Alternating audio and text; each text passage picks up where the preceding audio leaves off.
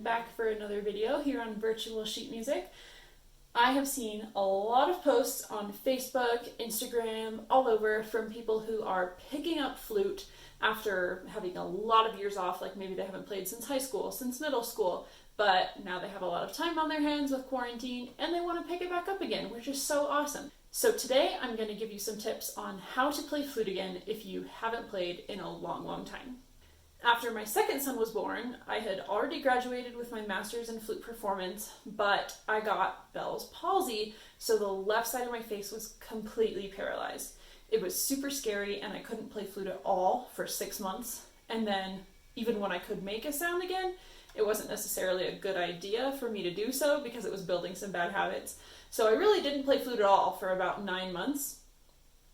And I know a lot of you probably have more time than that off from flute, but I can relate to picking it back up and having it be a struggle.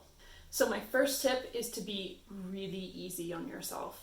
You're playing flute again, which is hard, in a stressful time, which makes it harder, with minimal outside help, which makes it even harder. So that's really awesome, and you should feel good that you're trying to do something like this during such a stressful time. That's so great.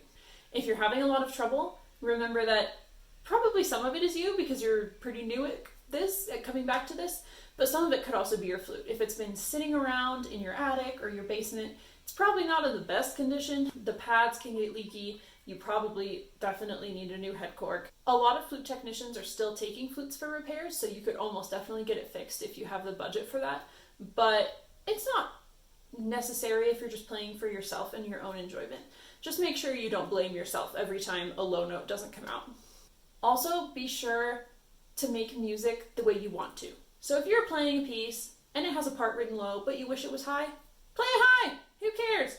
Nobody. If you're going to enjoy it more, do it that way. If the rhythms are written a little bit weird and you want it to be a different way, change them. Make it how you want it to be. When you're making music for yourself, there are no rules. You can do whatever the heck you want, and that's awesome. So, as far as actually making a flute sound, you're going to start with just a head joint, and you're going to put it right under your chin. The best way to make a flute embouchure at the beginning is to pout and drop your jaw and be as relaxed as you can here.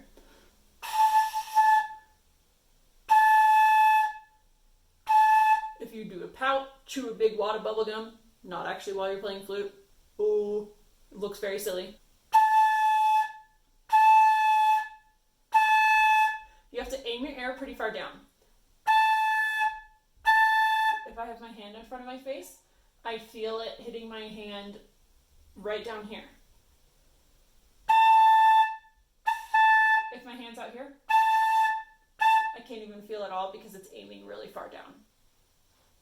Once you're really good at making that one sound on the flute head joint, you're going to cover the end with one hand and then put it back on your face in exactly the same spot you were before. But now you're going to try to make a low sound and a high sound.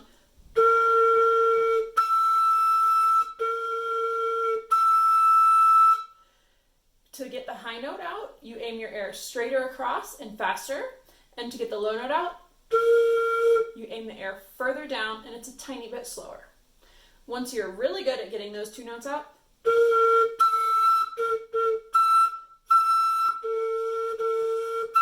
and you can do it whenever you want, you're ready to add the body of the flute. I'm not going to cover how to put the flute together today. There are plenty of YouTube videos already out there for that, so you can just search one of those. But I do want to make sure you know how to balance the flute correctly. So the flute has 4 balance points. One of them, your left hand makes a little seat for it to sit on, your right thumb, your right pinky, and your face. Those are the balance points of the flute. Note, this thumb is not a balance point. There are too many notes where this thumb is up. It can't hold the weight of the flute. So the rods on the flute are heavy. Your flute's going to want to fall back on you. If you notice that happening a lot, like when you're playing a C and your thumb is up, then we need to work on your right hand thumb position. Your thumb, a lot of people tend to put their thumb really far forward, but that bends your wrist into a weird position. So you want your thumb to be actually pretty far back, more behind the flute, pushing it forward than under it, supporting it. Because if it's just under, that's when your keys fall back on you. If your thumb's more towards the back, pushing it forward, then your keys are more likely to stay up. To find where your thumb should go horizontally, you're going to completely relax your hands by your side. Completely relax. Shake them out. Don't even think about it. And then just look down and notice where your thumb is in relationship to your other fingers. For me, anytime I just completely relax my hand, my thumb is a little bit outside my fingers. For most people, it's like right under their first finger. Some people, it's under their middle finger. You just want to find wherever it's most relaxed, and then you want to be as close to that position as possible on the flute. So your thumb's going to be, for me, a little bit outside my first finger and a little bit back. If your thumb was most relaxed under your middle finger, it'd be way over here. If it was under your first finger, it'd be right there. So you just want to customize that to how your hand is. We're not trying to make cookie cutter flute players here. Then make sure you can play a stable note with lots of fingers down like a D. And if everything feels nice and secure, go up a note, just pick up one finger at a time until you get to C.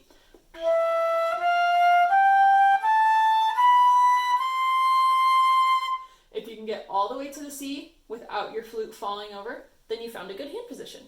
One of the most important resources you're going to need is a good fingering chart. Remember, the fingerings for each note usually change each octave. G and A are the same for a couple octaves, but D is different in every single octave. And if you're trying to play high notes with the same fingerings as the middle or low notes, they're going to sound bad.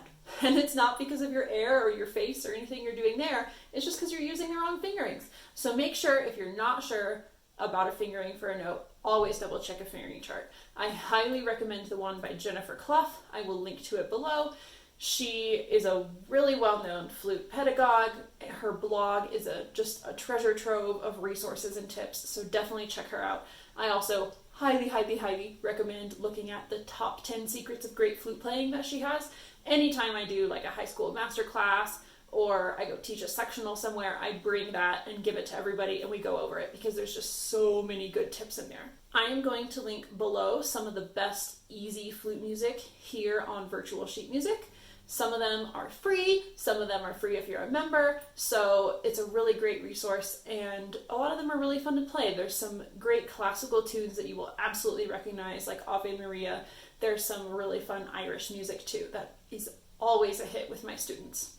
FluteTunes.com is another resource for great free sheet music. If you're more advanced, you could check out imslp.org. They have a whole ton of sheet music that's in the public domain.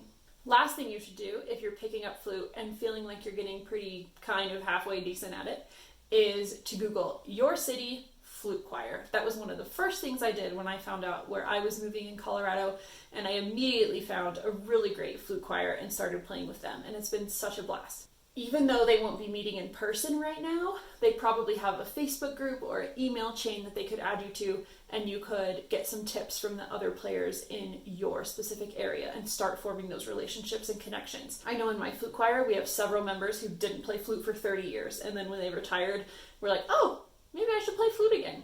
And they're rocking it. It's so fun to have them in our flute choir.